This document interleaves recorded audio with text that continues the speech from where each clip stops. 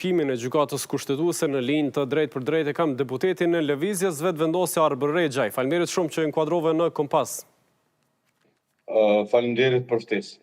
A ishte drejt ta shtyni sot, me qenë se nuk pati marrëveshje politike, të shihet se çka do të dalë prej takimit të nesërm dhe të dielëm potencialisht veprohet sipas asaj që diskutojnë liderët e partive?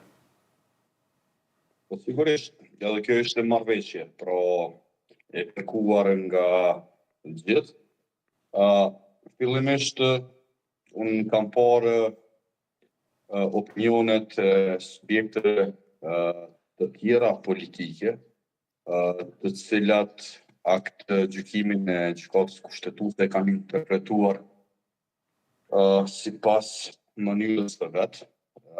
Nga ajo çfarë mund të kuptohet është që e para, konstituimi i kuvendit nuk i takon një subjekti politik, në këtë rast subjektit fitues siç jemi ne, por konstituimi i kuvendit i takon të gjithë deputetëve. Pra, të gjithë deputetët duhet të votojnë me votën për pro, kundër ose abstenim. Së dyti, votimi i fshehtë, sikur të ndaloj këtë, do ta kishim në formë eksplicite të cekur, dhe natyrisht kuvendi voton në dy mënyra, voton në mënyrë të hapur dhe të fshehtë. Mua si deputet askush nuk mund të më ndaloj në frymën e kushtetutës, në frymën demokratike të lirive në përgjithësi, që të votoj në formë të fshehtë. Dhe natyrisht këtë ndërreshta mund të lezohet në këtë aktgjykim. Dhe së treti, kryesuesi i instancës, zotëria Avnit Dahari, askund nuk thuhet që e ka shkelur kushtetutën. Dhe në këtë kuptim, gjithçka e cila është pasqyruar në këtë aktgjykim, vërteton të gjitha qëndrimet të cilat ne i kemi pasur përgjatë gjithë kësaj kohe, prej se kemi tentuar për ta konstituojmë kuvendin. Pse në këtë rast edhe ju jeni duke interpretuar në mënyrën e juaj, sipas leximit që e keni bërë? Pse konsideroni që ju qëndroni në të drejtën tuaj dhe jo partitë opozitare në këtë rast, ish opozitare? Ma gjeni një vend, domethënë a dokument që është publikuar. Ma gjeni një vend ku ndalohet votimi fshehtë. Ma gjeni, ju jeni gazetar, edhe për ju sfidoj, edhe juve dhe gjithë opozitën, ma gjeni vendin ku ndalohet.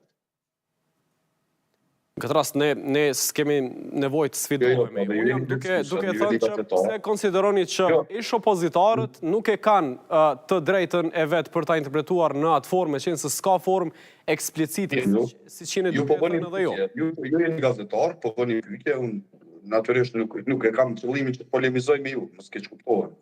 Mirë po, me qenë se po e bëni pyetje, pra dhe unë po e bëj si pyetje retorike. Ma gjeni vendin ku ndalohet votimi fshehtë. Pra, në aktgjykimin në që është publiku, ma gjeni vendin ku ndalohet. Se po të ndalohet, këtë do të thosh në formë eksplicite gjykata kushtetuese. Pra, sa nuk e thot. Përderisa nuk ka kështu formë eksplicite, konsideroni që edhe kushtetuesi ka dhënë të drejtë. Për drejtë nuk ndalen. Dhe pse atëherë po nxjerrin këso konkluzash partitë e tjera, për çfarë qëllimesh? Po për të arsyetuar sigurisht bllokimin që kanë shkaktuar deri më tani. Mos harrojmë një gjë. E kam thënë edhe më parë, po e them edhe tani. Ideja e bllokimit të konstituimit të kuvendit nuk fillon tani. Pra me mosvotimin e këtij komisioni, apo domthonë edhe me mosvotimin e kandidatës që ne kemi vendosur për kryetaret kuvendit, zonjën Salkulena Haxhiu. Ai ka narrativën që është në fillim. Nëse ju kujtohet, në fakt, partitë tjera politike, që është në fillim, pra kanë pas qasje të bllokimit. Dhe si artikulojnë këtë? Nëse ju kujtohet, këta kanë refuzuar që ta votojnë një dokument që vjen nga KQZ-ja, e që ka të bëjë edhe me, ta themi, votimin e marrjes së përgjegjësive të deputetit, për atë çfarë edhe na ka ngakuar qytetari i Republikës së Kosovës. Dhe në këtë platformë bllokimi fillon qysh atëherë, domethënë ajo vazhdon në narrativën e vet. Mendoj që gjykata kushtetuese ka thonë shumë qartë që brenda 30 ditë të konstituohet kuvendi i Kosovës dhe natyrisht ndërreshta dhe në formë të drejtë për drejtë, ajo thotë që duhet të ketë bashkëpunim mes subjekteve politike. Po, çka thotë drejt për drejt, Rexha është që i takon partisë së parë ta kandidoj këtë doj për kryetarët kuvendit, por krahas saj i takon edhe ta krijoj shumicën parlamentare, gjë që s'ka ndodhur për 38 mbledhje të deputetëve në sallën plenare. Janë dy faza i nderuar. Faza e parë ka të bëjë me konstituimin e kuvendit. Pra, konstituimi i kuvendit i takon gjithë deputetëve të cilët janë zgjedhur nga vota e qytetarit. Faza e dytë ka të bëjë me fazën e krijimit të qeverisë. Pra, shumicës parlamentare që në kupton gjatin i deputet, duhet të jenë, domethënë, pjesë, ta themi, e votimit të qeverisë. Kjo është faza e dytë, është fazë cila dallon prej të parës. Nëse e marrim parasysh këtë gjë, vendimi i gjykatës kushtetuese e thotë qartë azi tashmë që jo ky, që tashmë konstituimi i kuvendit zgjedhja e kryetarit edhe nën kryetarëve tashmë përbën një absolut. Më herët ndoshta ka qenë më ndryshe. Mirë, po meqense tashmë kemi dokumente të cilat sigurisht ne detyrohemi të punojmë me to. Normalisht propozimi i takon subjektit të parë, mirë, po nëse e lexojmë në frymën e kushtetutës, konstituimi i kuvendit zgjedhja e kryetarit edhe nën kryetarëve tashmë do duhet të ishte aktuelam. Pa çka tjetër gjë, më pastaj është zgjedhja e qeverisë, sepse aty vendosin shumicë parlamentare që i bjen gjatin i deputet duhet votojnë për qeveri. Po, Rexha, pika 130 në gjykimin e kushtetuesës që u bë publik dje, ja jep të drejtën vetëvendosjes, këtë rast që është partia e parë që ta propozoi kandidatin, por thotë që njëkohësisht është edhe detyrim për grupin më të madh parlamentar për bashkëpunim në mirëbesim dhe konsultim konstruktiv me grupet e tjera parlamentare për gjetur konsensusin ose kompromisin e nevojshëm dhe se kjo drejt në asnjë mënyrë nuk mund të rezultojnë në bllokimin e konstituimit të kuvendit. A e keni ofruar këtë mundësi me grupet e tjera parlamentare? Njëkohësisht përgjegjësia i mvishet edhe partive të tjera, po meqense jeni pjesë e vetëvendosjes, po ju pyes për subjektin tuaj. Sigurisht, ju e keni po që kryeministri Kurti në këtë rast, edhe kryetari i subjektit më të madh politik në vend, pra i lëvizjes vendosë, i cili ka fitu 42.2% të votës në Kosovë, që në shumicë shqiptare bie diku 48%, ka qenë shumë kujdesshëm që të thrahet në takim liderët e partive politike, disa prej tyre kanë ardhur, disa nuk kanë ardhur. Tashmë kemi edhe thirrjen për ditën e nesme, sigurisht që përgjet pra një rrugë zgjidhje edhe për ta konstituuar kuvendin e Republikës së Kosovës. Mos harrojmë një gjë, sepse ndoshta qëllimisht po injorohet si temë e diskutimit publik. Çështja e zgjedhjes së kryetarit është e ndërvarshme edhe me zgjedhjen e nën kryetar.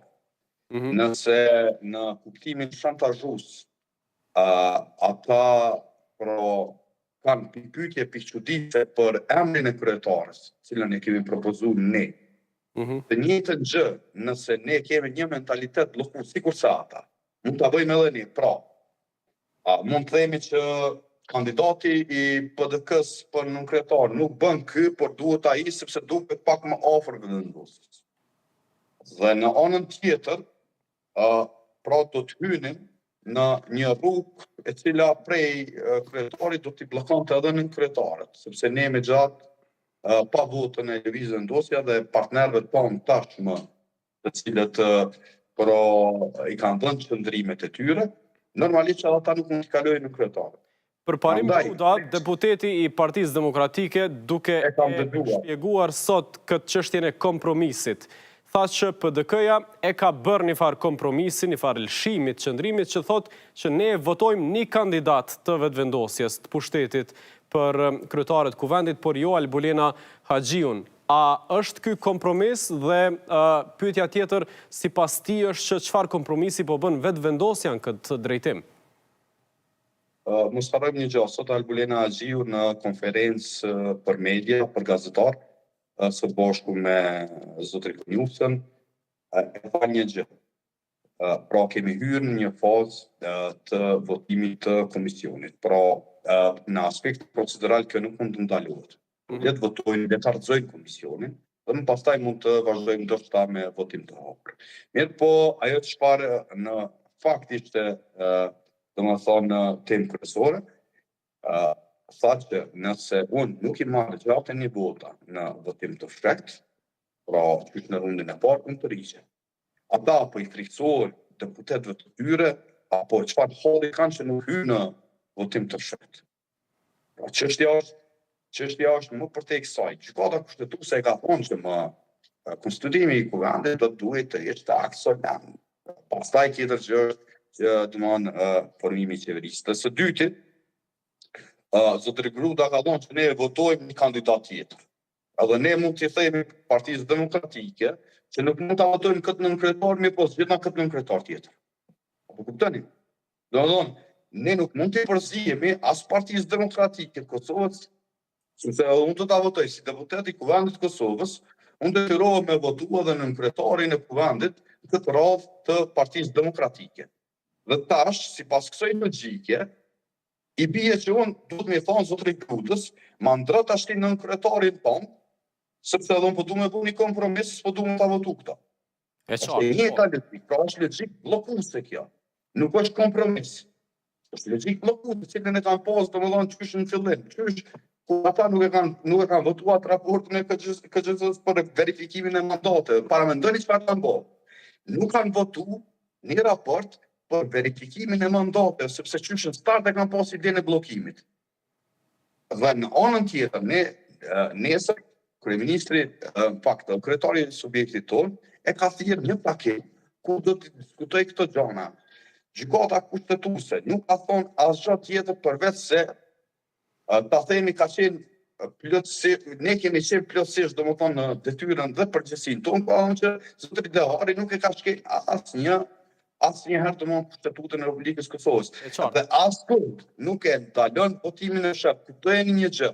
Unë si deputet i Kuvendit të Kosovës, i drejtori kryetari, thonë du me votu mbyllur, nuk du me votu në formë të hapur. Sepse ndihem më i sigurt kështu. Po jetojmë në demokraci. Po, mbas kësaj fryme që u zhvillua dita e sotme në Kuvend, a besoni që do të ketë sukses edhe takimi nesër? Jemi tu i ditë qëndrimet paka shumë të partive të tjera, edhe pse as ata vetë nuk ishin fort optimist se do të ketë ndonjë marrëveshje politike në orën 16 nesër. Ne bëjmë maksimumin. Pra nuk është takimi i parë, i thirrë nga kryetari i lëvizjes ndosje. Po do të jetë i pari me pjesëmarrje të përgjithshme ashtu. Dhe ka mundësi të diskutohet çështjet më mashtruar. Nuk e di a do të marrin pjesë të gjithë liderët, sepse ashtu e konfirmuan sot.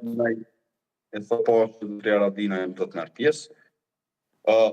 Sigurisht unë e mirë pres një takim të tillë dhe pres diskutim ku realisht dhe jo interpretime të gjykimit të gjykatës kushtetuese si pia bëjnë sipas dëshirës së tyre, qoftë dhe atë të cilën e përmende, unë e kam përcjell me shumë kujdes, pra ka lehtësime të subjektive dhe fare objektive. Dhe në një anë, kur ti kërkon të konstituohet kuvendi, kur gjykata kushtetuese realisht në frymën e saj ka thënë që konstituimi i kuvendit është aksolent, ti e bllokon këtë gjë. Por mos me kalu në këtë 15 diqen ku ne i kemi apo nuk i kemi numrat, edhe atë e tregojmë para qytetarëve, sepse para në fund e votuohet dhe shpihet se sa pra domon deputet e votojnë qeveri. Megjithatë, Në qoftë se nuk ndodh, veç lutem në qoftë se nuk ndodh kjo, i vije rradha dhe atyreve, nëse nuk i kemi numrat, ata i kanë, pra pse është kjo tendencë për me bloku kuvendin e Kosovës, rrjedhimisht edhe konstitutimin e saj. Unë nesër pres një takim konstruktiv, sigurisht që kryetari jon, zotri Kurti, nuk i ka thirrur ata kot. Mendoj që do të ketë një diskutim përmbajtësor dhe në frymën e demokracisë, në frymën e tolerancës do duhej pra të kishim një zgjidhje. Dhe në këtë forme, po e ripërsëris deklaratën e zonjës Haxhiu, ku ajo e thotë qartësi. Pra, ka filluar procesin me votim të fshehtë, le të votojnë, le të argëzojnë këtë komision, ose në të kundër, nëse nuk mundën, nëse nuk i kanë votat, le të hyjë një proces të votimit të fshehtë. Nëse zonja Haxhiu nuk i merr gjatë një vota, ku përmes tyre do të bëj kryetare kuvendit, ajo e dha premtimin publik që do të rriqet. Po, dhe krejt kjo pritje, edhe juaj edhe partive të tjera ka qenë ndoshta për ta kristalizu krejt këtë proces. A keni prit, e dëgjum edhe zonin Ngërvalla që kritikon paka shumë për mbajtjen, a keni prit edhe ju që të dilni me një mendim që e lexoni të zezën në të bardhë të gjithë njësoj, që dihet a duhet votohet në mënyrë të fshehtë apo jo, dhe a është ndoshta edhe kjo përmbajtje e gjykimit të kushtetuesës që po krijon këtë debat për cilin jemi duke fol edhe dje edhe sot? Mos harroj një gjë. Nëse do të ndaloj votimi i fshehtë, dhe gjykata kushtetuese do ta thoshte në formë eksplicite. Nëse jo ashtu, pra në formë të drejtë për drejtë, në formë jo të drejtë për drejtë. Ma gjeni paragrafin, rrjeshin, ku ajo e ndalon këtë gjë. Dhe kur i thua kështu, subjekte të tjera politike mundohen pra pastaj gjejnë në mikroanalizë fjalë të cilat madje edhe nuk mund të shpjegojnë atë vetë. Nuk e ndalon këtë gjë. Këni ne jetojmë një republikë parlamentare demokratike, votimi fshehtë nuk mund ndalohet. Kundër frymës së kushtetuesës, kundër lirisë drejtat njerëzit, kundër demokracisë, çka flasin këta? Normalisht nuk mund të ndaloj. Kjo është absurde çfarë thonë ata. Unë si deputet i Kuvendit të Kosovës kam drejt votoj edhe në formë të mbyllur, apo e kuptoni? Qoftë edhe për kryetar të kuvendit, qoftë edhe për çështje të cilat janë më të vogla. Mund.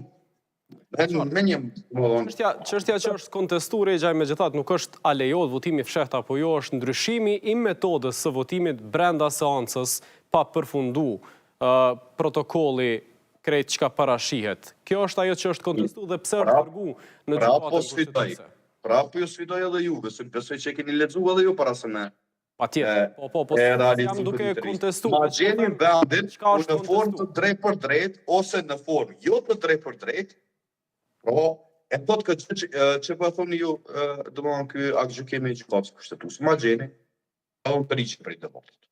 Unë jam duke thënë që nuk është kontestuar votimi i fshehtë, por procedura që e ka ndjek Avni Dehari. Nuk jam duke e kontestu qëndrimin. Mirë, ma thoni ku e përmend procedurën, ku flitet për procedurën, ma gjeni tekstin, ma thoni domethënë.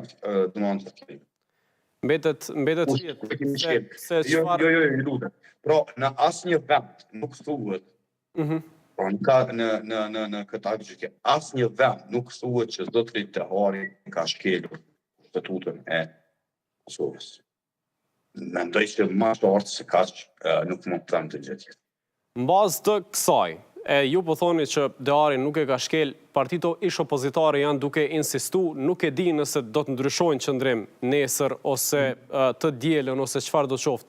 30 ditëshi i përcaktuar është në mënyrë eksplicite. A prisni që të ketë rezultat? Ndonjë marrëveshje politike, qoftë koalicion qeverisës që hynë pastaj edhe me vota për kryetarin e kuvendit, a janë të mjaftueshme këto 30 ditë nëse po flasim prej 15 prillit e deri tash që s'ka pas lëvizje prej partive tjera për t'ju bashkuar juve në partneritet? Po mendoj që këtë çështje tashmë e ka qartësuar gjykata kushtetuese. Ajo thotë shumë qartë, që brenda 30 dite duhet konstituohet Kuvendi i Kosovës. Mirë, po nuk jep më pastaj arsye të tjera se çfarë ndodh pas 30 dite. Mirë, po ne e dim qartë që pas 30 dite nëse nuk konstituohet Kuvendi i Republikës së Kosovës, natyrisht ne gjithmonë e në përhershmëri nuk mund të shkojmë duke mos gjetur rrugë zgjidhje drejt konstituimit të Kuvendit dhe natyrisht pastaj mund vinë si opsion edhe zgjedhje.